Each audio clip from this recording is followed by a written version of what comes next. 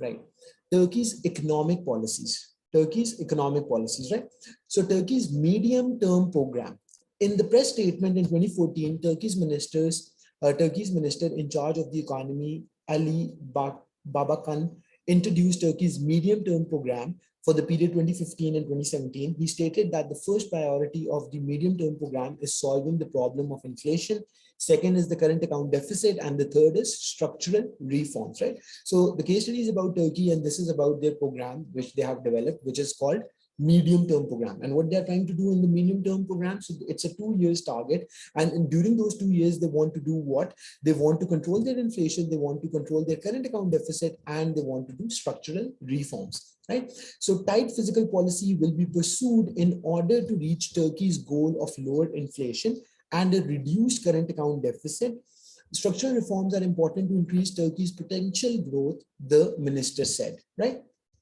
Okay, I'll tell you what structural reforms are. So Khizr and Zuhan, structural reforms are some major changes in the way things work, right? So let me tell you an example. So sometimes the countries see that they are not being able to export much because there is some bureaucracy involved, or there is some red tape involved. The process is not very simple, straightforward. It's complicated, and it has some red tape involved. So to remove those barriers, to remove those constraints, the government might take some initiatives, and this is basically what a structural reform is. Some major change in how things are done. Some major change in how things are done are known as structural reforms. And when we talk about structural reforms in economics, we primarily mean making improvements in the process so that your economy could grow and things like that. Are you getting me? So another example I can give you, that, for instance, if Pakistan is a agriculture-based economy, right? So what we can do is that we can start providing some subsidies, or subsidies or interest-free loans on agricultural equipment, so that farmers can acquire equipment at low cost, which would mean that they can produce crops and agricultural items at low cost, which means more competitiveness, more competitive products for Pakistan, and more exports and all those things, right? So these are what structural changes are, structural reforms, right? Okay, so you can also think of these as supply side policies. Are you getting me? Supply side policies which enhance your production potential. Is this making more sense now? Right? So this is basically what it is. Okay. So he announced that the inflation rate is expected to fall from 9.4% in 2014 to 6.3% in 2015 and 5% by 2017. The minister also stated that the unemployment rate is expected to drop from 9.6% in 2014 to 9.1% by 2017, right? So they're trying to improve both. They're trying to lower their inflation, and they're also trying to reduce their unemployment, right? As the United States economy recovers, the US central bank is expected to increase interest rates, causing the US dollar to continue to rise. The outcome of these policies might be harmful for Turkey's economy, right? Now, why is that the case? We can talk about it. Now, what's happening? US economy is recovering, and the US central bank is thinking of increasing the interest rates. When they increase the interest rate, what happens, students? So when a country increases its interest rates, we do know that the hot money, investment money flows into that country because investors are getting better returns. When that happens, the demand for that country currency increases. So if US is increasing its interest rates, then more money will flow into USA, and therefore the demand for dollars increases, which causes an appreciation of dollars. Now, with that happening, Turkey might be at a disadvantage. Why? Because Turkey might be importing some crucial items, perhaps raw materials and so on, from USA, and therefore now it will be more expensive for Turkey to import these products. Is this making sense or not? Right? The minister claimed that Turkey's macroeconomic policies were already increasing savings in the economy and reducing consumer credit. So Turkey is already trying to increase savings of its citizens and reduce consumer credit, right? The loans and the borrowing that they do. By 2017, domestic savings are expected to rise to 15% of national income, right? We'll appreciate the hot money inflow. Absolutely correct, right? Now, what will that do? Students, think about this. So Turkey is also thinking about increasing its savings and reducing consumer credit. So they're trying to enhance their consumer savings so that they can save more and they take less credit, less borrowing from the banks, right? And by 2017, they're expecting that the savings, the local savings would rise by 15% of the national income, right? So Turkey's consumer price inflation, January 2013 to September 2014 is shown, right? So this bold line is for 2014 and this dotted line is for 2013, right? And this is consumer price index, inflation rate, right? So percentage annual rate of change of consumer prices. So by how much are consumer prices changing, right? And basically that is your inflation, right? So the rate of change of consumer prices is your inflation. So if consumer prices are rising by 10%, this means inflation rose to 10%, right? And so on. So 2013, it was a lower inflation overall, as you can see over here with the dotted line. And for 2014, as you can see, the inflation rate is higher. Yes or no? Easy? Okay, now let's move on. Turkey's balance of payments current account 2012 and 2013 US dollars in millions. So how much was their balance current account deficit, right? So exports of the goods in 2012 was this much and in 2013 was this much. Imports was this much and this much. Services balance was this much and this much. Income balance was this much and this much. And current transfers were this much and this much, right? Okay, now this information is provided to us in the case sheet. Now we'll move on and start doing the questions, right? Easy, we good on this? Okay, now students, the first question here says, what happened to the balance of Turkey's current account between 2012 and 2013? Right, so the first question is a simple and straightforward question that asks you what happened to the country's Turkey's current account. So can you do the calculation? Can you do the calculation to see what happened, right? I'm also doing my calculation. I'll suggest you also do that and then discuss.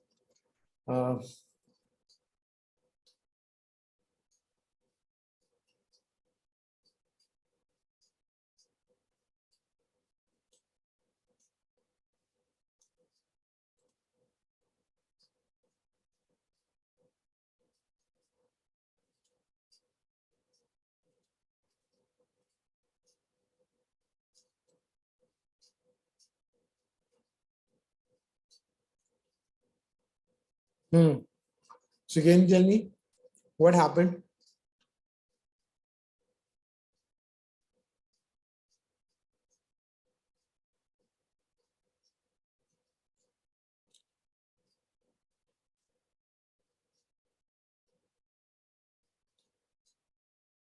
So what happened to country's current account balance between 2012 and 2013, right?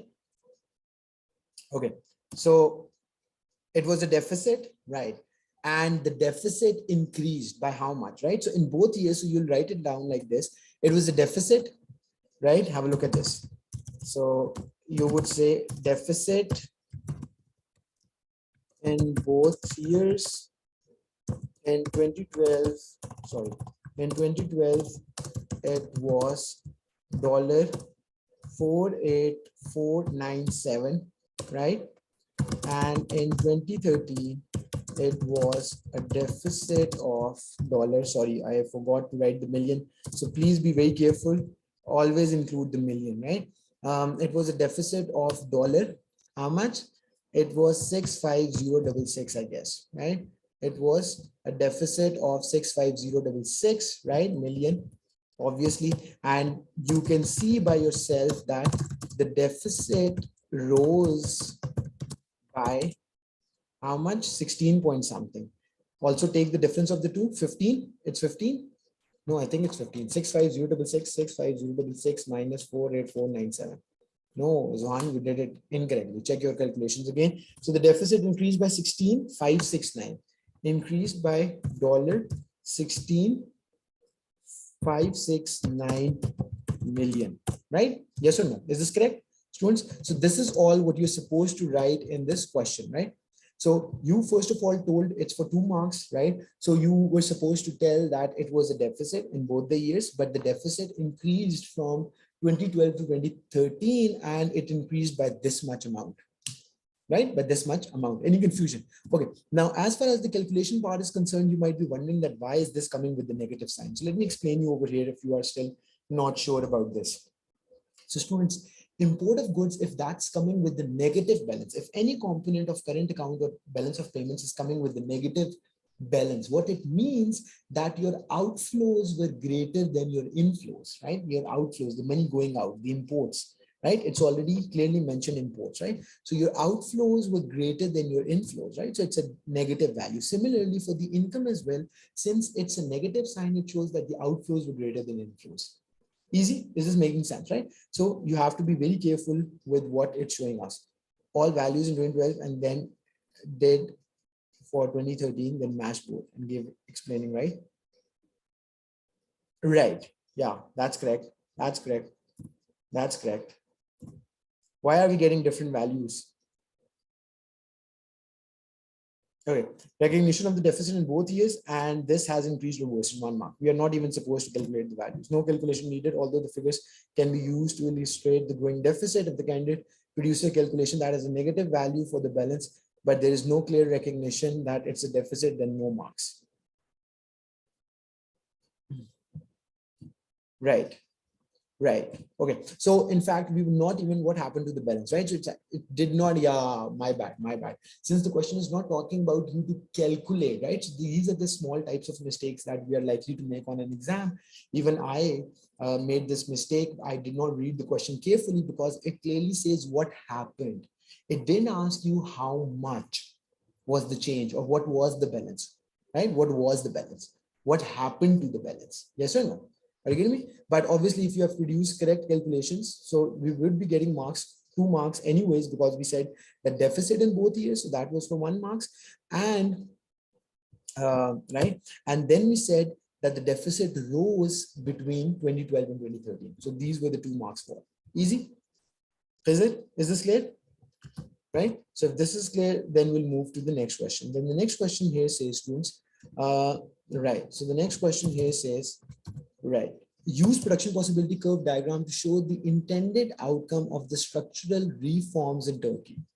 Right? Use production possibility curve, very good, to show the intended outcome of the structural reforms in Turkey. Now, think about this. As I've already told you that what structural reforms are. So structural reforms are, are any government initiatives, right? So, I mean, very similar to what supply side policies are. Government initiatives to enhance a country's production potential, which would mean improved quality of resources, for instance, providing subsidies for key industries and providing cheaper loans to acquire technology, hence causing the PPC to shift outwards. So students, think about this. What causes an outward shift in PPC, right? Think about this, right?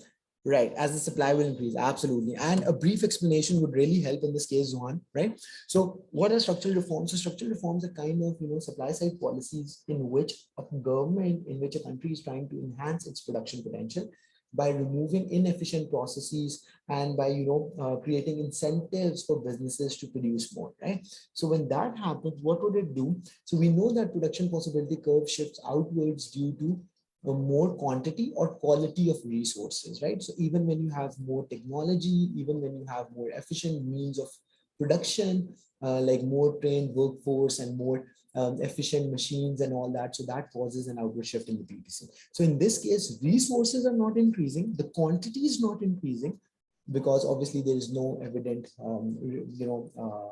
proof of more resources becoming available in the economy. But with structural reforms, the country's ability to produce more would enhance, right? The country's ability to produce more would enhance, and therefore Therefore, that would cause an outward shift in the PPC. Therefore, cause an outward shift in the PPC, right? For a diagram showing a movement of a PPC outwards from the origin, right? Shift outwards of the curve, appropriate axes that suggest that a PPC represent choice in production. Example, consumer of capital goods. Yes, you also have to label the axes. So you can choose any two goods, good A, good B, or you can write, let's say, wheat and phones, cars, and laptops, any two products, right? So, I mean, it doesn't really make much of a difference, but you have to, you have to label the axes, right? So 1 mark is for outward shift, 1 mark is for labeling the axes. The wording of the question means that an accompanying explanation is not required, right? So, I mean, we just gave it for the sake of it, right? So you were not expected to write that. Are we good? Easy? Can you move on? Right. So then the next question, students, says with the help of a diagram, supply and demand diagram, right? The next question here says, with the help of a demand and supply diagram, show the expected change in the US interest rates. Change in US interest rate was likely to cause to the US dollar to continue to rise, right? So with the help of a supply and demand diagram, we are expected to show that how a change in US interest rates is likely to cause the US dollar to appreciate, to continue to rise. Are we good on this, students? Okay, now what do you need to do? I mean, it's a very simple and straightforward diagram that we have seen a couple of times, right? So what you will do here is you will simply draw a downward sloping demand curve for demand for dollars and upward sloping supply for dollars, yes or no, right? Obviously, first of all, you need to label the axes, right? So I'll show you how you do that, right? So dollar, right? So you can have, just give me a second, right? So you'll have, just give me a minute.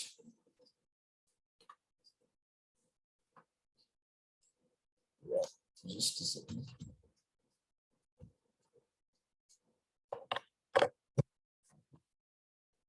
Okay, so you will have pounds per rupee. So you can take any other currency, right? So with dollars, what exchange rate we are showing? So it could be pounds per dollars, right? On the y-axis, and you can obviously you will have quantity of dollars on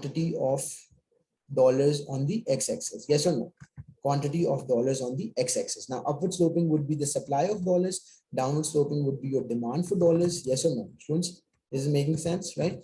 Now, think about this. When you have higher interest rate, what happens? Let's look at the question one more time. So the question was saying, with the help of a supply and demand diagram, show how the intended, right?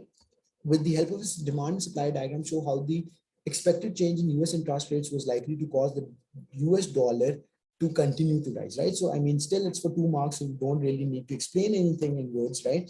But what you will show is you will need to label the axes, right? So you will need to label the axes. On the y-axis, you will have pounds per dollar, like how many pounds can each dollar buy, or you can have, let's say, rupee per dollar, or you can have, let's say, euro per dollar, right? And on the x-axis, obviously, you will have what? You will have the currency for which you are making the exchange rate. For which currency you're making the exchange rate? For dollars, right? So dollars, quantity of dollars will be on the x-axis. Upward sloping is the supply for dollars, downward sloping is the demand for dollars. Then what happens? When you have higher interest rates, we did talk about this, right? So when you have higher interest rates, so people would want to save money in dollars, or people would want to invest in dollars, in US banks and US financial institutions, because that is expected to give them more returns, right? So the demand for dollars increases, causing a rightward shift in the demand. And now you can see for yourself, previously, how much was the exchange rate, right? So previously, let's say each dollar used to buy, let's say, 2 pounds, right? I'm giving you just a simple example. So with each dollar, previously, you were able to buy 2 pounds. Now with increase in the demand for dollars, right? Each dollar would buy you more pounds, right? So dollar has appreciated against what? Dollar has appreciated against pounds. Students, are you following me or not? So dollar has appreciated against pounds due to increase in demand for dollars. Any confusion so far, students? Are we good on this? Let's quickly see if we did it correctly or not, right? So think about this. The demand for US dollars on the foreign exchange market is likely to increase as foreign investors seek dollars to deposit in US banks as the returns rise. In addition, the supply of dollars might fall as those with investment funds in the US decline to move them abroad because of higher US interest rates.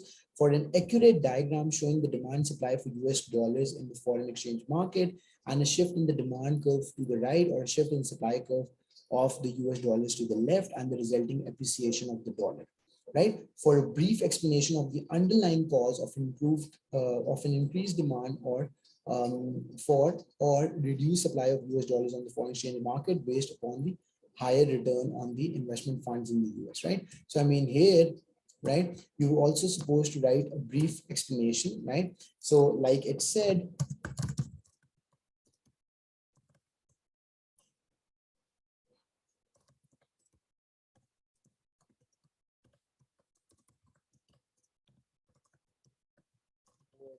want to save their in US bank accounts to returns and therefore convert their local currency in dollars, causing the demand for dollars to rise and causing a rightward shift, causing a rightward shift in demand for dollars. Any confusion so far, students?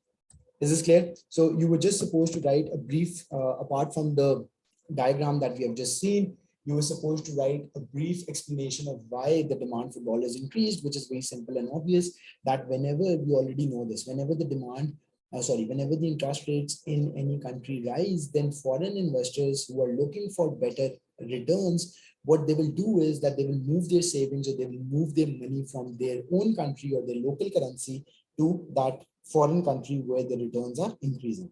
And with that happening, what will it do? The demand for that foreign currency will rise. In this case, it is dollars. So when demand for dollars rise, the demand curve for dollars shifts to the right, and just the remaining analysis is very simple, as we already know. When there's higher demand for a currency, the exchange rate will appreciate. So that is why the exchange rate appreciated, like we have shown on the graph here. Easy. Any confusion so far? Anything that's not clear? You good? Students, let's move to the next question, right? So the next question says, consider whether the outcome of interest rate changes in the US. Let me first of all copy the question here. Consider whether the outcome of the interest rate changes in the US was likely to be harmful for the Turkey's economy, right? Now, the case study does say that the Turkey is is having a negative effect of this, right? But the question asks us to explain why that might be the case. Have a look at this. So the case study here was saying, as in the United States economy recovers, the US central bank is expected to increase the interest rates, causing the US dollar to continue to rise. The outcome of these policies might be harmful. The outcome of these policies might be harmful for Turkey's economy, might be harmful. So why might this be harmful? That's what the question is asking you to elaborate on. Right. Okay, perfect. So what would be the reasons, students?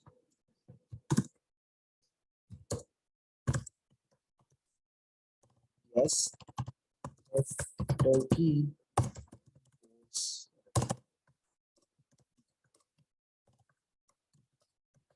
the demand for which is price inelastic. Now think about this, students. You have to think about all possible scenarios.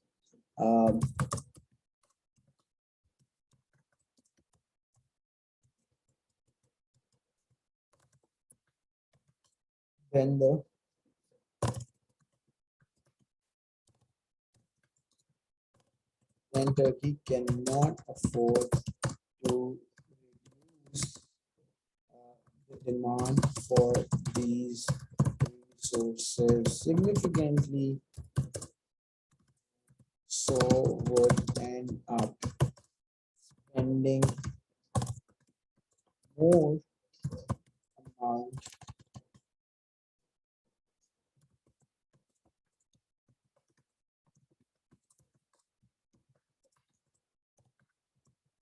to rise, right? Which could cause a deficit on its account, right? Okay. Now, students, think about this. The first reason I've given over here that why a rise in US exchange rate or why the rise in dollars might be a harmful thing for Turkey, right? So that's what the question is asking for, right? Now, the explanation I've provided here is yes, if Turkey imports raw material from the US, the demand for which is price inelastic like oil, etc., then Turkey cannot afford to reduce the demand for these resources significantly, and so would end up spending more on imports, causing its import expenditure to rise, which would cause a deficit on its current account. This is making sense, right? Now, what Johannes said, another problem would be inflation. Yes, there would be imported inflation as there would be appreciation on exchange rates. So the raw material imported from US will get expensive, causing the purpose of medium term will not be fulfilled as there will be inflation, imported inflation. Excellent point. Excellent point, Johan, right? So one thing that we know from the case study that Turkey was trying to control its inflation. Where do we know this? How do we know this? Have a look at this. Tight fiscal policy. What is tight fiscal policy? When you're using more taxes and all that. So tight fiscal policy will be pursued in order to reach Turkey's goal of lower inflation. Right? It clearly says Turkey is trying to achieve lower inflation and a reduced current account deficit. Structural reforms are important to increase Turkey's potential growth, the minister said, right? So this is why this could be harmful for the economy, right?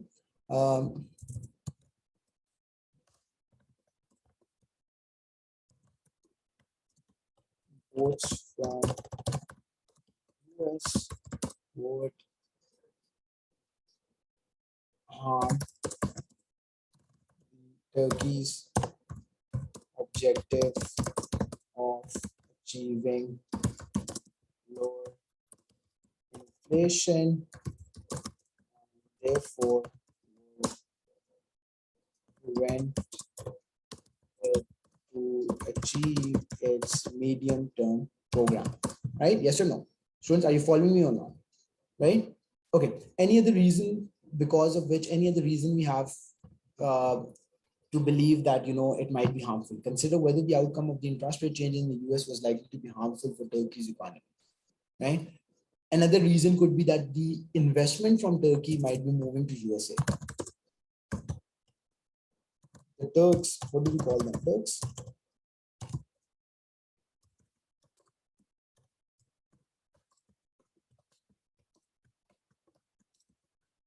Out of Turkey, USA, and therefore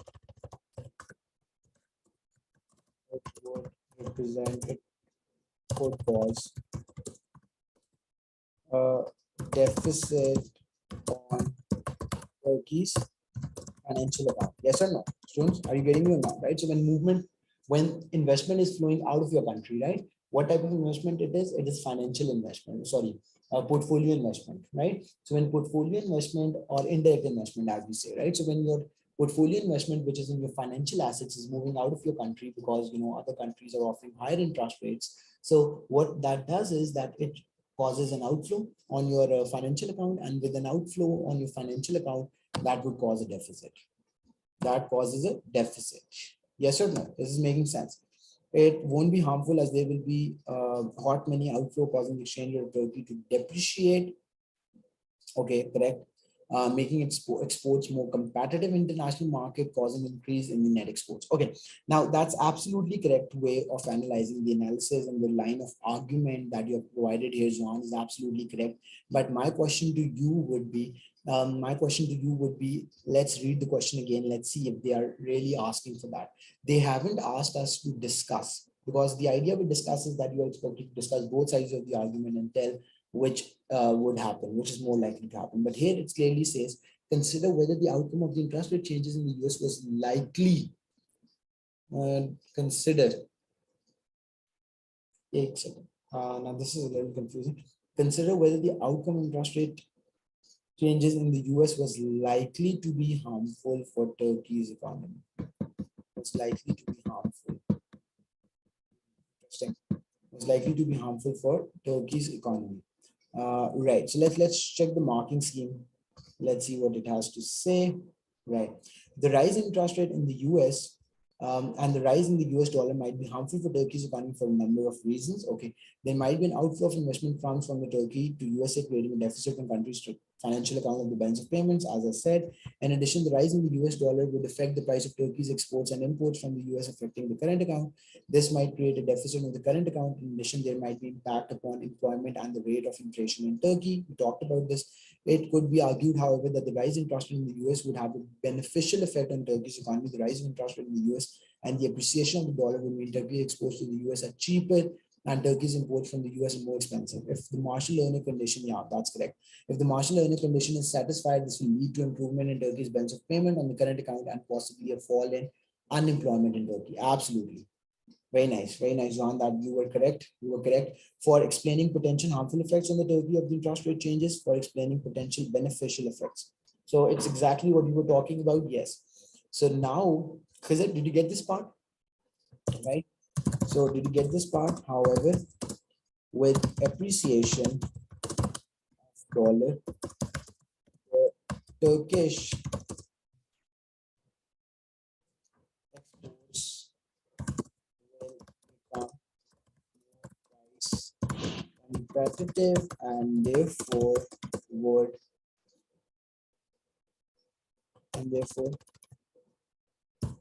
exports to US can increase.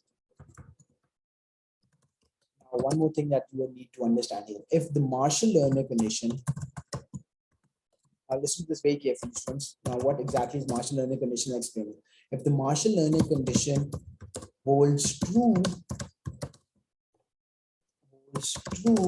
then a depreciation of lira, I think it's Turkish lira, then the depreciation of Turkish lira against dollars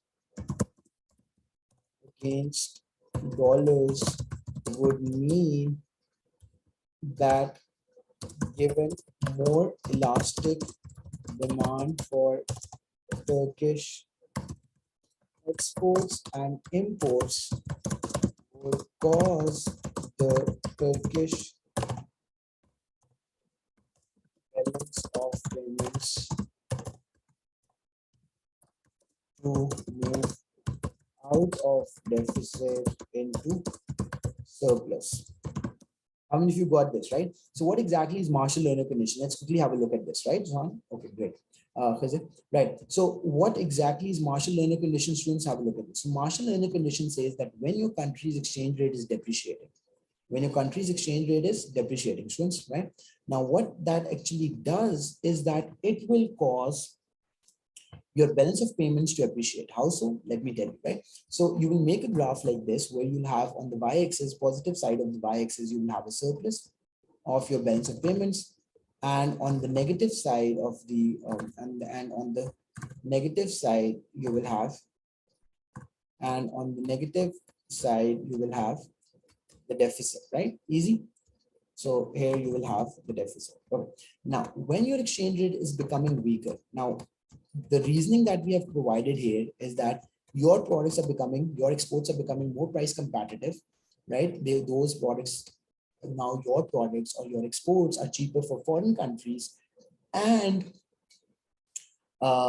imported goods are more expensive for you, right? So given, now this is very important, please students listen to this carefully. Marshall-Lerner condition will hold true if the demand for your exports and imports is more price elastic, right? So do remember this condition, that Marshall-Lerner condition only holds true when the demand for your exports and imports is more price elastic.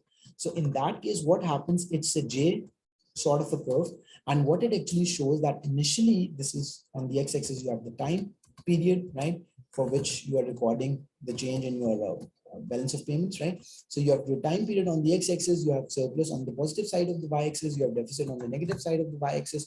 So the country is starting off with the deficit.